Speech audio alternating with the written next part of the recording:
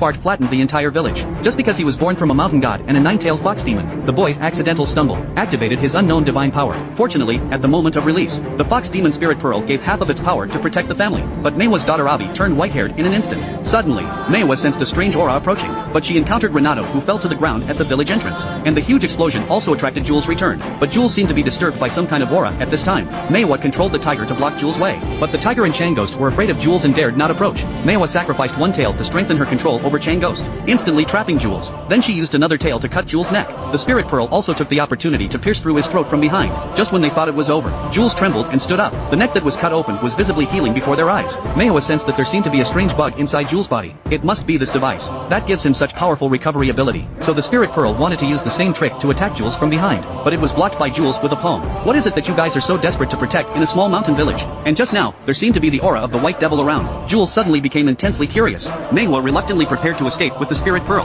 but was subdued by Jules' flame whip. Seeing this, the spirit pearl furiously flew towards Jules' chest at high speed. Although Jules blocked it with his hand, the spirit pearl still directly pierced through his body. Jules said that even if hundreds of such holes were punched in my body, it would be of no use. But the next second, Jules instantly began to bleed heavily. It turned out that the spirit pearl, through its connection with Meiwa, found the attached bug and successfully crushed it. Now it has lost its recovery ability. Jules became serious at this moment, and all attacks from the spirit pearl were also avoided. Seeing this, Meiwa once again used one tail to control the tiger group. Facing the surging tiger group and the continuous attacks from the spirit pearl, Jules still managed to barely defend himself. If Meiwa used one more tail again at this time, perhaps Jules would no longer be able to cope with it. But if she used the last tail, Meiwa would become an ordinary animal without any cultivation. At this time of her dilemma, the sky suddenly lit up. All the Chang Ghosts disappeared instantly. Jules, who had lost the suppression of the tiger group, felt relieved. But Meiwa and the spirit pearl were both exhausted. Jules did not want to kill them. He just wanted to go and solve the mystery. In the end, Meiwa lost her last tail, creating a protection for the two children. This made Jules even more eager to know what they were so desperate to protect. But when the smoke cleared, there was nothing inside. Only an old woman wrapped in a quilt sleeping.